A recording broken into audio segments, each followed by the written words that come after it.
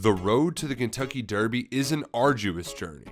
Behind each one of the 20 horses that makes it to the starting gate is a team that invests years into an athlete's development. It also requires a little luck and the right blood. KSR takes you to where it all started for one of this year's favorites to win the Run for the Roses. This is Tapit. Health issues limited his racing career to only 3 wins and 6 starts, including the prolific Wood Memorial. He earned about $550,000 in his racing career.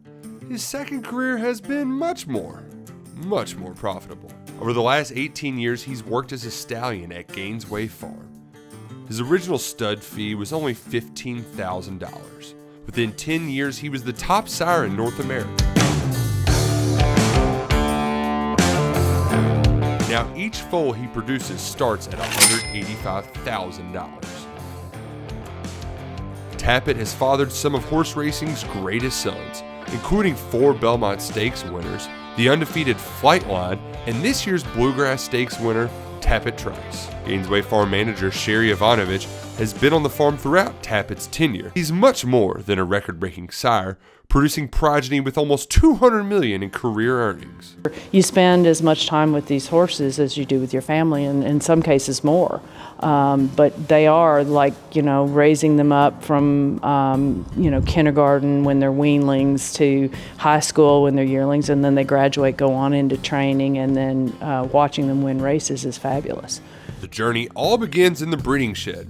That's where the magic happens. But it's no laughing matter. Artificial insemination is not used in thoroughbred racehorses. Instead, 6 or more trained pros are on hand to guide the stallion and mare through what is called live cover. Their dangerous job is to make the interaction as safe as possible. It's very hands-on, very controlled. These stallions are very expensive horses, and you want to protect them. Larry Walton became the farm stallions manager last fall. Before working with Tapit, he bred a few horses you may know, like Triple Crown winner Justify, and this year's Kentucky Derby favorite, Forte. Walton got his degree in graphic design before he got sucked into the rewarding work on the farm, spending 12 hours a day, 7 days a week with these masters of procreation. I like the farm aspect of it. I like being in the nitty-gritty of it. I go to the races sometimes. I've been to the Derby once. I'm just not, the racetrack scene and the farm scene are 2 totally different scenes. Once mares are bred, many return to farms around the country to have their foal.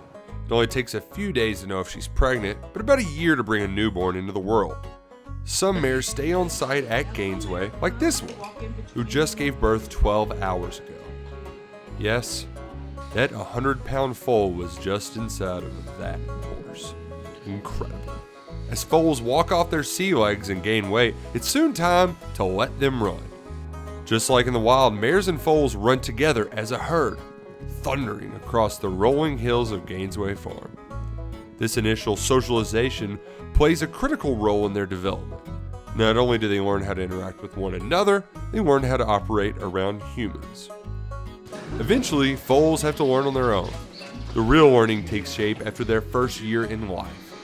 The yearlings are taught to walk forward, always pushing ahead of their competition. This is where the trained eye can start to see the makings of a great racehorse. Something about the way they carry themselves.